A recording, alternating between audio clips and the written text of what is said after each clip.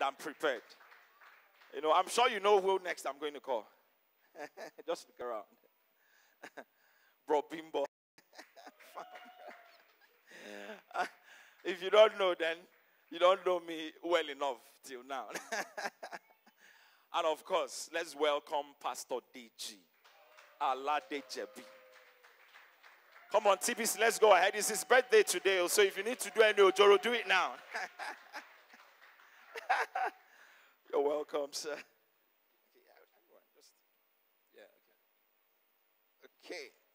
And, okay, if you want, we can bring it up. Okay, this is for you, sir. Wow. Okay.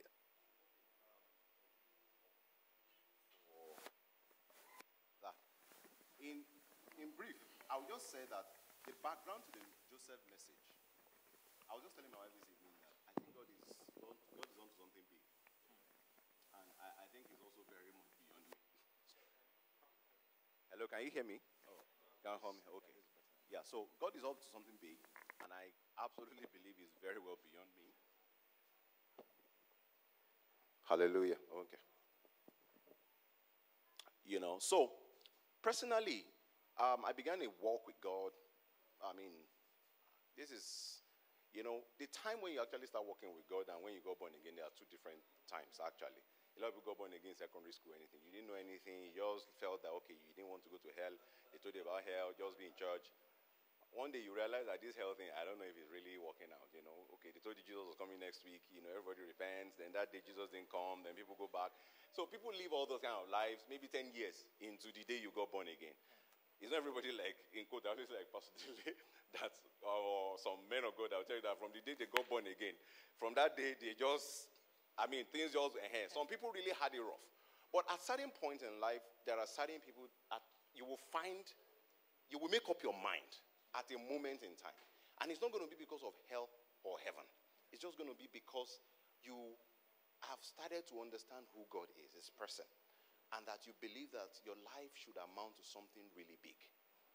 So the moment you come into that interception, your journey has just begun. So for me, I came into that point in time. I think I remember the first time I saw a computer as a young guy. I was just barely, I think 12 or 12, 13. I saw it in my secondary school. And it was locked up in a tower. You know, then nobody had computers. If a school has computers, they will have to put military security on the door just to ensure nobody can. So, you know, I looked at it. I've never heard about it. But I was fascinated for whatever reason. I was so fascinated that immediately after secondary school, I had to persuade my parents. I just wanted to go to computers. I just wanted to learn a little bit about this thing. My dad didn't carry that dream. He didn't believe. It just felt like, no, just go read electrical engineering. This computer thing is for playing. It looks like a toy. You know, he saw it like a toy, couldn't release it. But what I'm even going is that from that moment, whether I am exactly going to amount to that is not relevant. But I found a dream that gave me a reason to believe in God. Because God can show you that you're going to be bigger than this person. I don't care whether it's a lifetime. My own choice, my own role is to believe him. For me, it is counted as my righteousness. So, for my journey started at that point in which, okay, I started, you know, I went home, I want to do computer in school. My dad said, no, go and do electrical engineer. He did electrical engineer. You know, today, fine, you know, he sells electronics and all this. I was like, I really don't want to sell electronics. I want to program. I want to, you know. Eventually, the one I went to do electrical engineering. Okay, fine, I finished from computer school. Buy me a PC in part 1, part 2 at least. Let me learn this computer thing. He said, no, it's too expensive. Even if they buy it for me, I'm not going to be serious in class. I'm just going to keep playing with computers. I was like that. I really want to know this thing. Anyway, I didn't get any PC till I was graduating. And then I felt that, my journey has gone. And I felt like I have been left behind. And that also happened because I could not connect with the family. I'm not blaming them, but that connection wasn't there. For my dream to take effect at the time I was 13, 14. Not when you're already 21, when copper life, hustling life has now taken over. So for me, like you said, leading to Joseph is not a one-day thing. It is the fact that I believe that God was going to take me to a point. But all through the journey, there have been very rough times. Very rough times. And then when the revelation of Joseph came, interestingly, it was, I think, Pastor Kurumi in Lekki that first of all announced that we will be talking about Joseph. So on the first message, when he did the first series, my spirit completely lit up. It was as if I go home and God just made me a luminary on, just illuminated my spirit on different layers. And then that's what led us here. Thank you very much. Wow. Well, now, interestingly, so there was, when you were talking, you made a point, okay, that now, it does not really matter if it gets fulfilled in your lifetime. Yes. But for the fact that, you believed God, that's your righteousness. And for that, it's okay. Yes. That's more like the end of the story. Absolutely. Now, so I want to ask, because that's just the question that came to me, on Sunday when you were speaking, or because you kept saying that, I think towards the end, you said something like, you're sure that, people will find, some people maybe they are the Joseph, maybe you are the Abraham. Absolutely. Or maybe you are... I heard that question before, and what I would say to that is that, and it was deliberate when I said the fact that, yes, there are Abrahams, there are Isaacs, there are Jacobs. But the thing about the word, I will take you to Galatians 3 first. Let's start from there. Because this is the reason we talk about Abraham at all. The reason all this Abraham, Isaac, Jacob become even relevant at all in our time is because of what Galatians 3 said. Go to Galatians 3:13 very quickly. Because all this talking about Abraham, everything, will not be necessary if it's not specified in the New Testament, And this is why we talk a lot about Abraham. So if you're young here and maybe you're just growing up, note what is here. I just want you to pay attention. Now, Galatians 3:13. Now, I will first of all read 8. The Bible says, and the scripture that God will justify, are you listening? The Gentiles by faith, preached the gospel to Abraham beforehand. First of all, Abraham was the first person that heard the gospel. The same gospel they are preaching to you today. Abraham heard it. And because God knew that Abraham was that Christ has redeemed us what? From the curse of the law, having become a curse for us. For it is written, cursed is everyone who hangs on a tree. Look at everything Jesus Christ went through on this cross. Talk about. It is written here. Look at what did the Bible says. Follow me. He said that what? The what? The blessing, not blessing, so the blessing of what? Of who? Abraham might come upon in Christ Jesus, that we might receive the promise of the Spirit. So, meaning that why Abraham is so relevant is the fact that everything Christ did on the cross was to connect us to the blessing of Abraham. So, we have to just find our dimension, our dealings with different generations. That's just the truth. To just continue to speak and to speak and to speak. But let me just ask, because one thing that we try to achieve is, now the message has come, and then we believe that there are so many perspectives, okay, and then probably there's been some kind of understanding that God has given to some other people. Yeah. Okay, so I just want to ask, say, Brother Wally, now, if you look at that topic, and then, of course, if you had listened to the message, and then, instead talking about, the topic, first of all, says is Joseph's protocol to destiny. And I remember even, I think that was last week or so, when that word came up, destiny, I think on Wednesday, it generated kind of mixed feelings, So, I want to understand. Now, when you hear the word destiny, especially as it concerns, the believer, what generally comes, to your mind? And then you can relate that with the message from Sunday.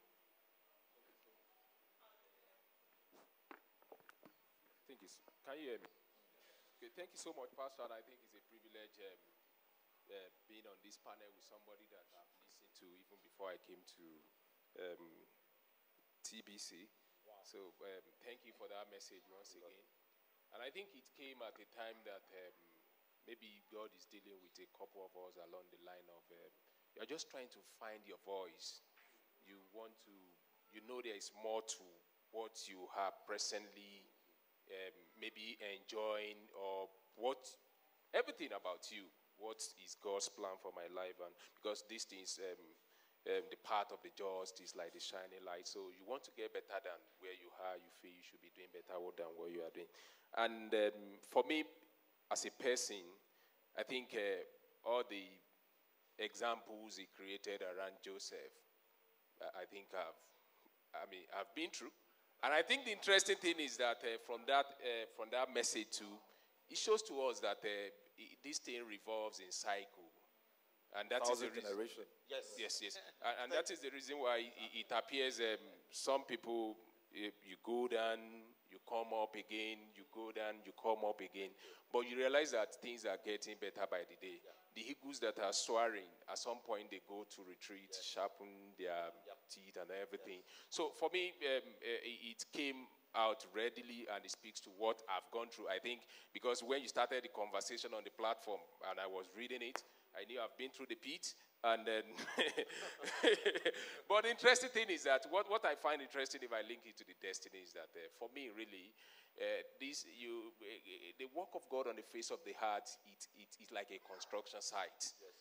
You keep moving materials in, and then the edifice is coming up. So for me, destiny is something that is revealed bit by bit. Yes. And you never come to a point that you think maybe you have seen it all. And that is the reason why, for me, I know you struck on the issue of destiny. I see it this way. You realize that everything you are going to be, because the best of the prophet can only prophesy in part, and we know in part. And Ephesians 3:20 that says, unto him who is able to do exceedingly abundantly above what we can think or imagine. So if he's here, he thinks he wants to be Bill Gates. In his lifetime, God can still roll time together, and it can even be great. What God wants to do is beyond what we can see at any time.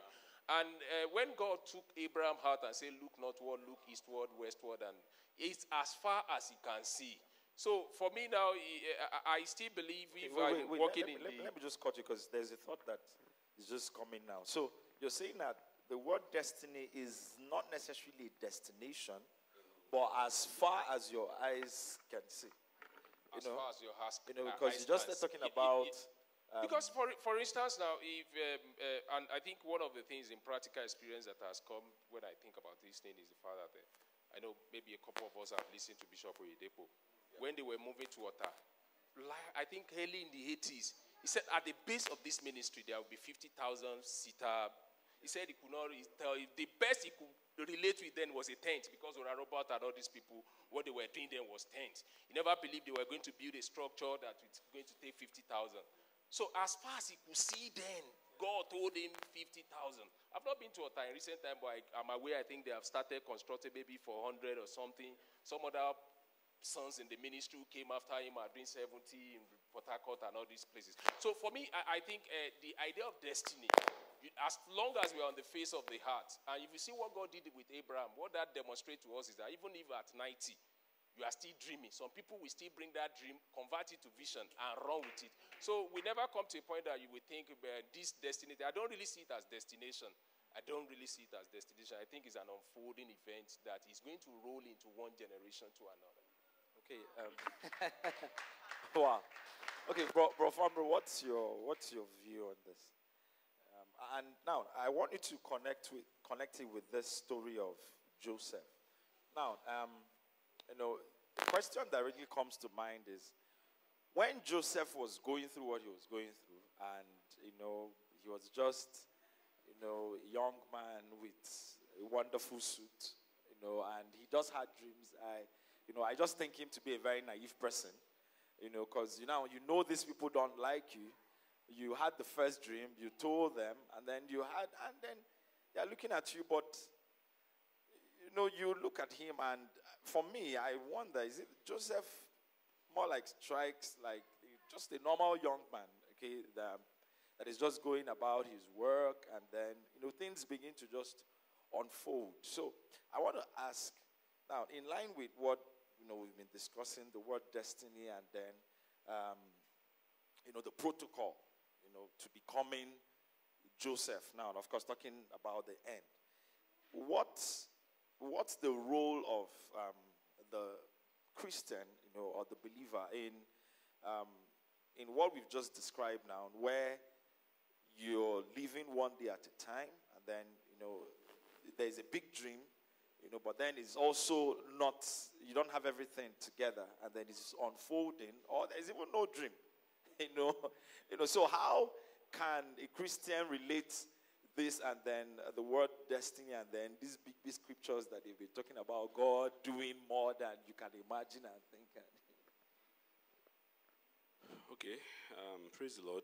Hallelujah. First of all, I want to thank Pastor Deji for the message. Timely message, and I think every believer can relate to the message, if not totally, in parts.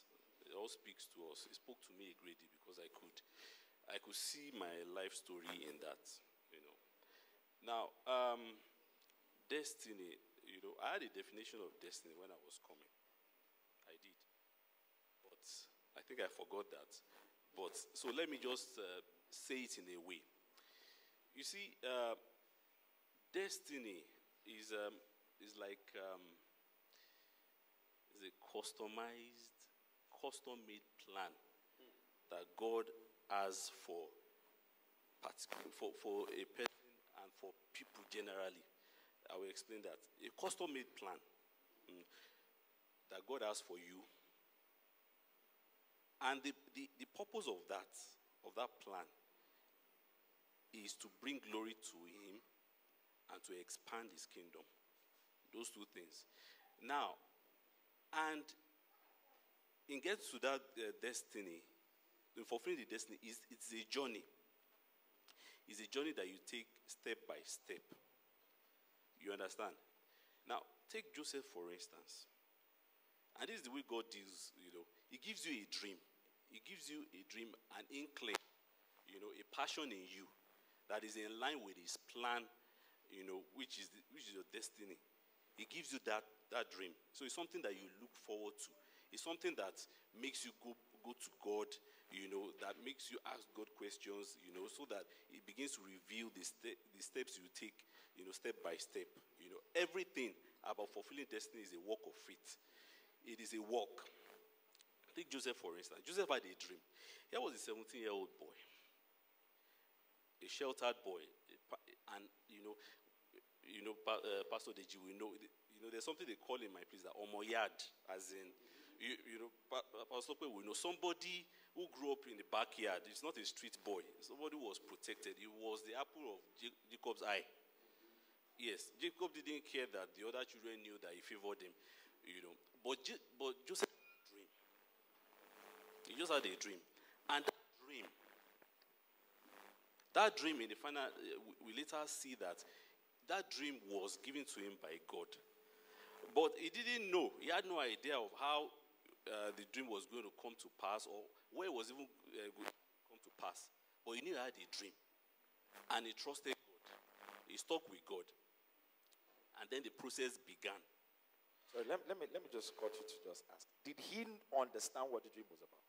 Because when he was telling the dream, did he really have an idea? Now, someone had a dream, and now let me imagine that it's just like, I think there was someone that had described how Joseph became the prime minister. So imagine someone from Cotonou that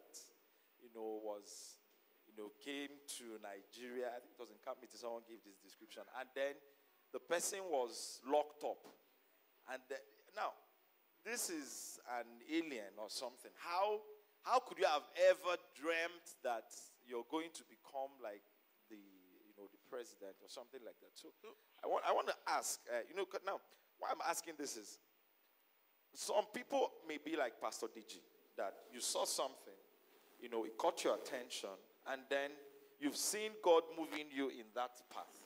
Now, some other people, you've had a dream, but you don't even understand the dream. You don't even have an idea, but you just know that God is about something with you. You cannot put your hand on it. So how can both of them still believe God and have it counted to them as righteousness. No, you see, with Joseph, he had a dream. He saw something. He had limited understanding of what he saw. He had limited understanding of what he saw. But he knew he saw something, and he held on to that dream. Like Pastor Deji. Pastor Deji, something was battered inside Pastor Deji when he saw a computer. And that thing wouldn't die. It kept growing. Now, Pastor Deji saw Bill Gates. You know, he imagined that it could be as big as Bill Gates. You know, that was the state Joseph was also. Joseph began to dream. He began to imagine that, you know, his brothers will bow down to him. He went and told them, you know, like he was excited about his dream. He could never have imagined, for instance, that he would be in Egypt. He couldn't. This was somebody that never left his father's compound. How much more Egypt? That he would be the most important man in Egypt or something. There was no, and that's why I agree with what has been said. That you see, these things are revealed to us in part. In part, God doesn't reveal the big picture. It's in part, but you know, it starts with something. With a dream, with a passion, something burning inside of you. You just know that there's more about your life. There's so much more about your life than what it is now and all that. And you know that drives you. That drives you to search within yourself, around you, and everything. It starts something in you. You see, and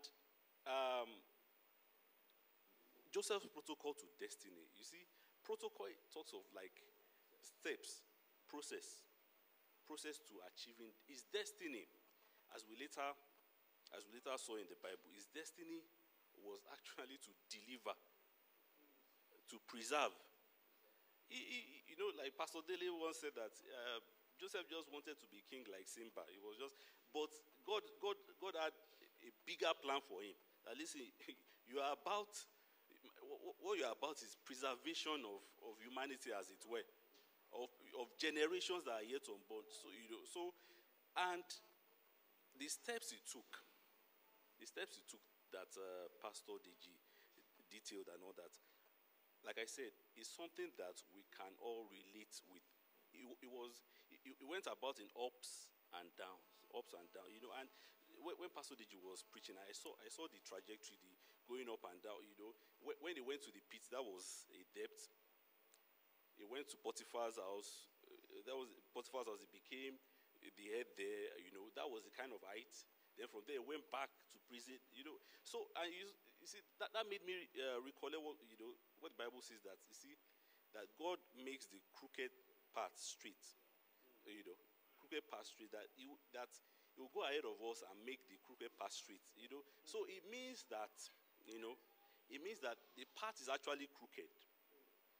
And Jesus was saying that there's a narrow path, there's a wide path. And you will know even from the village. You see all those village paths, those bush paths, those narrow paths, they're always bent. But you go to the express, the wide is always straight. So you see, the path of destiny is narrow and is crooked. Ups and down, ups and down. So I don't know whether this is the time to go, but you can see that the steps and the processes that Joseph went through towards achieving his destiny.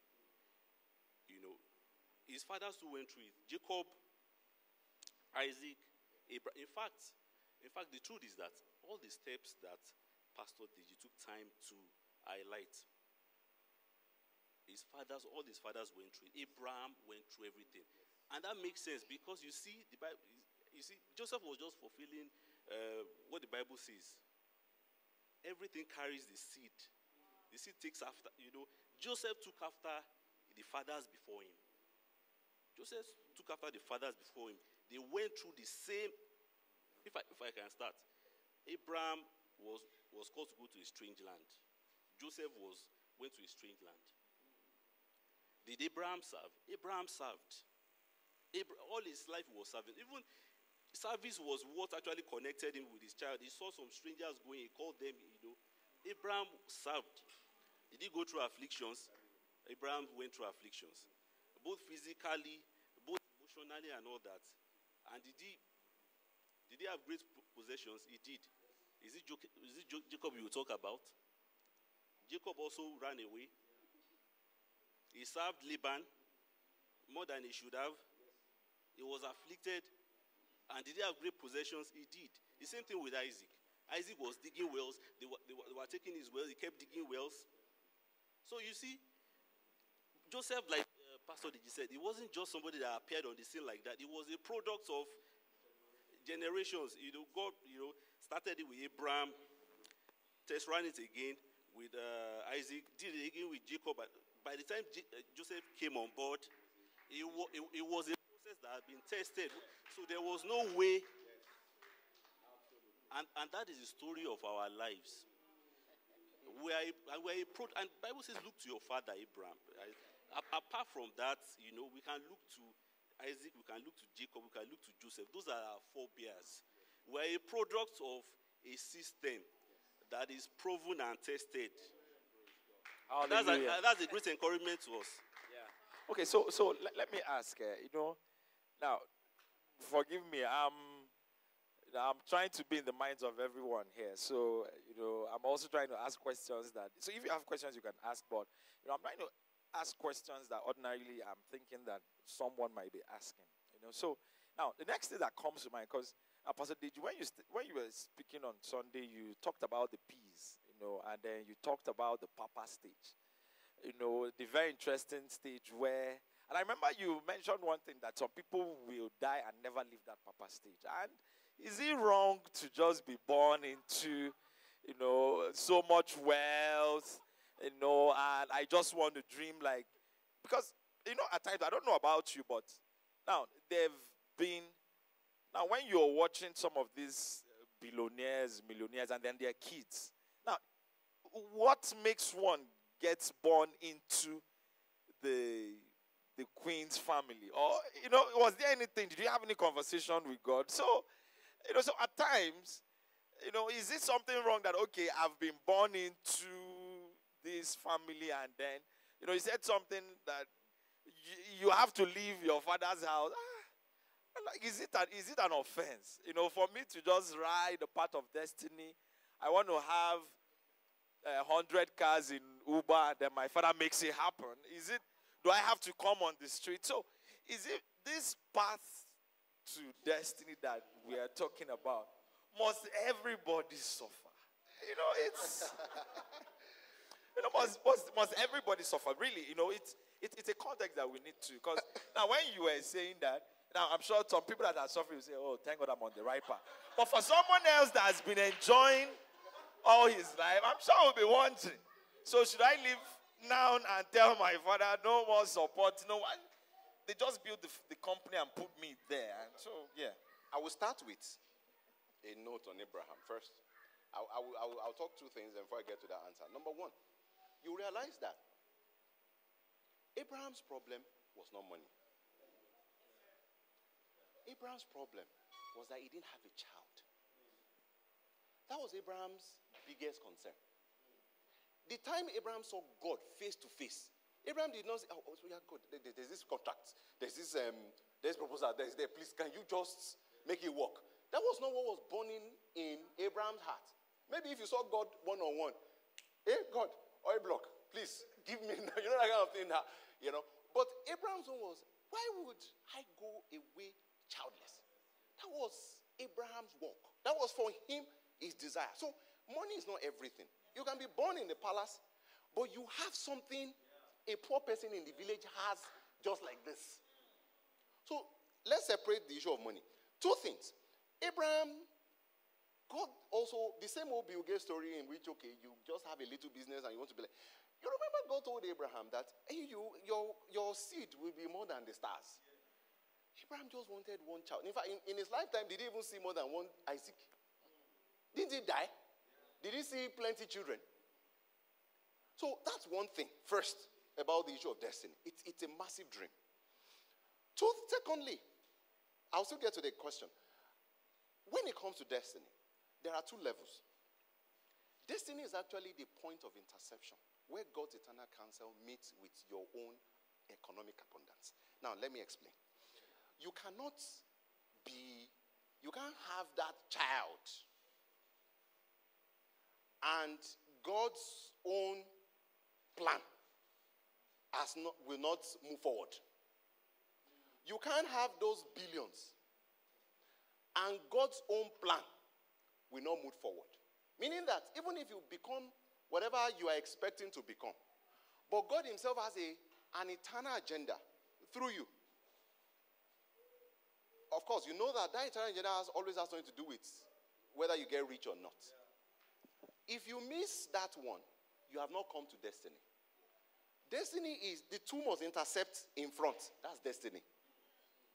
So you could be rich now, but God's own plan, spiritual, may be backward. That rich will still fall to still allow that to move forward. Everything will now add up. Maybe when you are 70, 80, whatever, but God would have finished a walk through you. My life, I will just use it as an example. Two things. Truth remains. Believe me, whatever it is I'm doing today, and whatever the privilege I have to talk, encourage, inspire, I don't think it's something I would have ever gone into if I did not get to like the pit aspect of my own life. Trust me. I mean, I came into majority of certain things about purpose when I went to Lagos and I saw what I call the pit. So, where am I even going? Now, we'll get to the issue of, am I wrong to be rich and I'm not suffering? Now, Joseph, if you look at him, do you believe that Joseph was successful at every stage? So, it's really not about the money. Joseph was successful in his papa's house because he was the best of the children. The Bible says he will come and report them when they do something bad. He was a good boy. So, if he was to die there, he was a good boy. He will have a good story. It will be well with him. But it doesn't mean that's where God really had wanted him to get to. Even in the pit, he was successful. Because he was sold. Some people will die there. At least they saw that, oh, this guy even looks like a proper guy. Let's sell him. You know, have you ever seen all these 12 years a slave? They will look at you and like that. This one is not a proper slave, I beg. But this one looks like a good slave. And they say, you know, so he was a successful pitman. Successful. I remember the Bible will even say when he goes to Potiphar's house, even when he's not like he was that rich, he was okay, but the Bible called him successful. In the prison, they called him successful. So, being in the purpose, whatever stage you are in, you can maximize that stage and be successful within that level. Sorry, sir, but that report of him being successful, is it that at that point, is it a report that he had or that there was about him? Because is it possible that at those times he felt he was really, he had amounted to nothing, that some, God's report about him was that this guy is successful in this, but maybe to him. So, if you see the way the story unfolded, in many stages, it was as if God was himself causing him to move. Many of those decisions were not his choice. And that's why you can relate to it if you realize that at certain points, your life just shifts. It's not what you would have desired. Joseph would not have desired to leave his purpose. He didn't desire it. But it happened. It's one reason they say give thanks to God in every situation. It happened. He could have complained. It could have been, even to a large extent, a part of him was still like, I just want to go back to my father's house. Because when he was even in the prison, there was still a little part of him that was like, I just want to go back home. Can you just tell them that I did not offend? Wow. So it's not always in your doing. The reason I was always encouraging people is that since you know this process sometimes, you could facilitate it. Let me give you a mystery. Let me give you a mystery. And I will say this today and I will stop it here. It's not every time that God asks you to go and give all the money in your account that he wants you to multiply. Just right there. Now get my point. God can tell you, you can be inspired to give. And you must obey God. Because once you are sure it is God, forget it. Just do it. But the fact that you gave your car today doesn't mean you are buying 2 cars tomorrow. Sometimes God wants to push you to the pit. Just oblige.